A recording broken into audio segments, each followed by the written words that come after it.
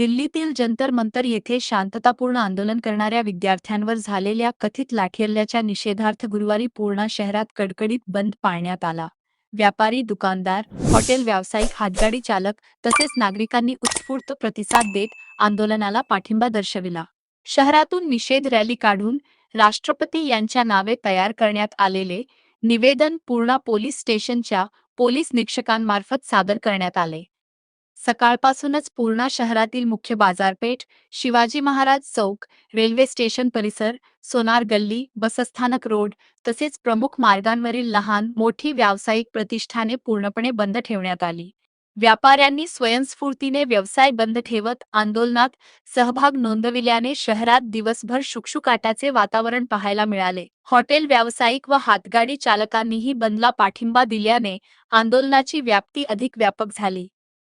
यानंतर व्यापारी, युवक, विद्यार्थी आणि विविध सामाजिक संघटनांचे पदाधिकारी मोठ्या संख्येने एकत्र आले. त्यांनी शहरातील प्रमुख मार्गांवरून निषेध रॅली काढत विद्यार्थ्यांवरील कारवाई विरोधात जोरदार घोषणाबाजी केली. आंदोलनकर्त्यांनी लोकशाही पद्धतीने आंदोलन करणाऱ्या विद्यार्थ्यांवर झालेली कारवाई अमानुष असल्याचा आरोप करत या घटनेचा तीव्र शब्दांत निषेध व्यक्त केला. रॅलीचा समारोप डॉक्टर बाबासाहेब आंबेडकर चौक येथे झाला. यावेळी शेकडो नागरिकांच्या उपस्थितीत राष्ट्रपती यांच्या नावे तयार करण्यात आलेले निवेदन पूर्णा पोलीस स्टेशनचे पोलीस निरीक्षक यांच्याकडे सुपूर्द करण्यात आले.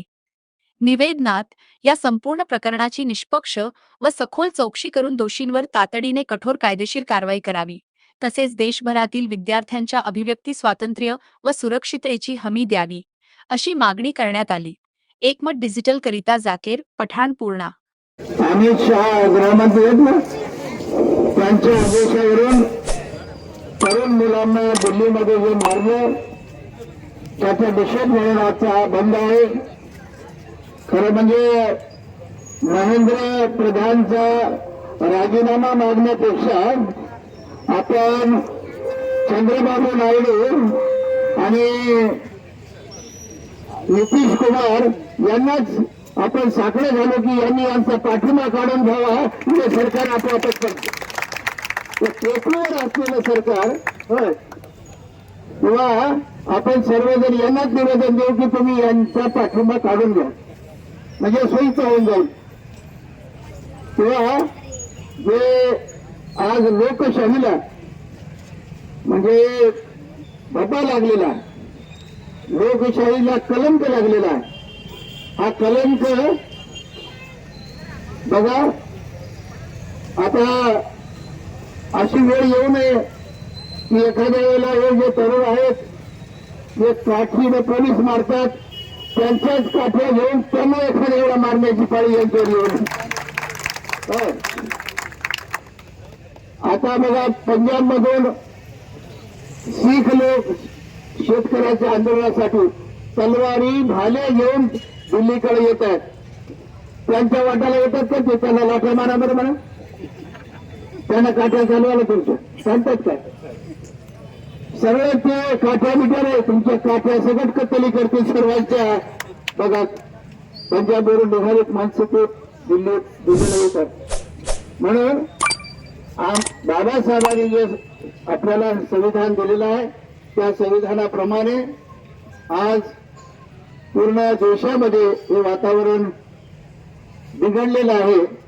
नेपाळसारखी, श्रीलंकेसारखी, बांगलादेशासारखी परिस्थिती आपल्या देशातही येऊ शकते, नाही म्हणता येणार नाही. आणि म्हणून यासाठी शासनाने सावध राहावं, सहज घेऊ नये, जरा शुद्धीवर येऊन घ्यावं. आणि न्यायालय सुद्धा चुकीचं बोलतं, न्यायालयाने सुद्धा चुकीचा विचार दिलेला आहे, हेही वाईट आहे. न्यायालयाने सुद्धा त्यांचं पटीत बनवू नये, त्यांच्या हातात बाहुलं बनवू नये आणि खऱ्या अर्थाने न्याय द्यावा या मुलांना. किंवा मी आज या अमित शहा प्रधानमंत्री जे शिक्षण मंत्री आहे त्यांचा निषेध करतो. आणि जे मुलांना मार लागलेला आहे त्यांच्या संवेदना आम्ही जाणू शकतो. यानंतर जे जे विद्यार्थी अशा प्रकारे दिल्लीमध्ये किंवा इतर ठिकाणी रस्त्यावर येतील त्याच्या वेळी आपल्या सर्व तरुणांनी त्यांच्या मागे उभं राहावं आणि झाल्या घटनेचा, दिल्लीमध्ये होत असलेल्या घटनेचा मी एकदा निषेध करतो आणि आपण उपस्थित आहात सर्वांना धन्यवाद. जाहीर निषेध करतो आणि दिल्लीचे चालू असलेल्या आंदोलनाला माझा जाहीर पाठिंबा आहे आणि आम्ही लवकरच दिल्लीकडे रवाना होणार आहोत एवढंच बोलतो.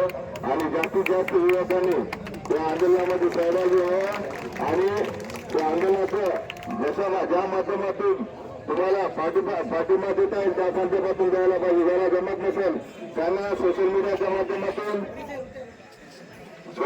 माध्यमातून त्याचा निषेध करायला पाहिजे. ज्याला आर्थिकदृष्ट्या जे काही सहकार्य करतात त्यांनी त्या पद्धतीने सहकार्य करायला पाहिजे. ज्याला वेळ देतात त्यांनी वेळ द्यायला पाहिजे. मी दिल्लीकडे जाणार आहे. ज्यांना कोणाला जायचं असेल त्यांनी माझे संपर्क करावा. एवढे बोलतो आणि थांबतो. जय हिंद, जय भीती, जय भारत.